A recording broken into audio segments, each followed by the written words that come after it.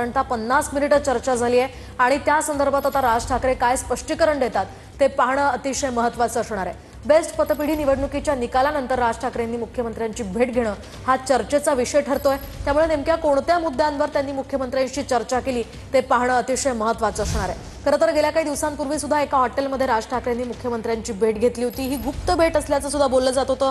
शिवसेना आणि मनसे युतीची जोरदार चर्चा सुरू असताना ज्या पद्धतीनं काल बेस्ट निवडणुकीमध्ये पराभव एकीकडे ठाकरे गटाचा झाला आणि त्यानंतर आजची भेट, त्यामुळे अनेक तर्कवितर्क जे आहेत ते राजकीय लावले जात आहेत।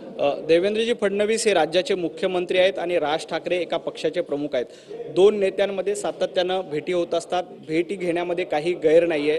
तुम्हाला आठवत असेल तर यापूर्वी देखील 2-3 वेळेला राज ठाकरे आणि देवेंद्रजी फडणवीस यांची मुंबईच्या विकास कामाबद्दल, महाराष्ट्राच्या विकास कामाबद्दल भेट झाली होती। परंतु या भेटीवर बोलताना संजय राऊत असं म्हणाले की मुंबईमध्ये आता काही दिवसांपासून गणेशोत्सव येते आणि गणेशोत्सवाचं आमंत्रण देण्यासाठी कदाचित राज ठाकरे आणि देवेंद्रजी फडणवीस यांची भेट झाली असेल। मला संजय राऊत यांना फक्त एकच सांगायचं आहे की संजयजी राऊत काल बेस्टच्या निवडणुकीमध्ये उभाटा गटाचं अनंत चतुर्दशीपूर्वीच विसर्जन करण्याचं काम मुंबईतल्या बेस्ट कर्मचाऱ्यांनी केलेलं आहे। त्यामुळं गणेश उत्सवाची भेट आणि अनंत चतुर्दशी विसर्जन याची सगळे तुम्हाला कल्पना आहेत।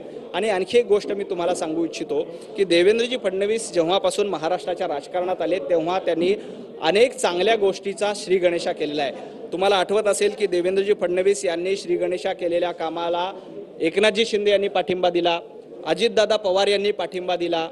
कदाचित याच्यातनं काही नवी समीकरण जन्माला येतं का याचं विश्लेषण तुम्हाला करायचं आहे। परंतु देवेंद्रजी फडणवीस जे काही चांगलं काम करतात त्याला साथ देण्याचं काम अनेक राजकीय पक्षांनी यापूर्वी केलेलं आहे। आजची भेट त्याच्यासाठी आहे का तर याची मला कल्पना नाही, परंतु देवेंद्रजी फडणवीस चांगलं काम करत असतील, त्याला कोणी पाठिंबा देत असेल आणि देवेंद्रजींकडे एखादं काम कोणी घेऊन जात असेल तर ते निश्चितपणे गेलं पाहिजे। महाराष्ट्राची संस्कृती ही एकमेकांना भेटायची आहे, एकमेकांना भेटलं पाहिजे, एकमेकांना बोललं। मला दोन भाऊ भेटत असतील तर त्याचं काही विषय होऊ शकत नाही, त्याला विरोध करायचं कोणाला कारण काय? आणि म्हणून आम्हाला या सगळ्या प्रश्नाचं सरसूत्र आमच्याकडे नाही। आम्हाला दोन भाऊ भेटत असतील तर त्याचं काही विषय होऊ शकत नाही, त्याला विरोध करायचं कोणाला कारण काय? आणि म्हणून आम्हाला या सगळ्या प्रश्नाचं सरसूत्र आमच्याकडे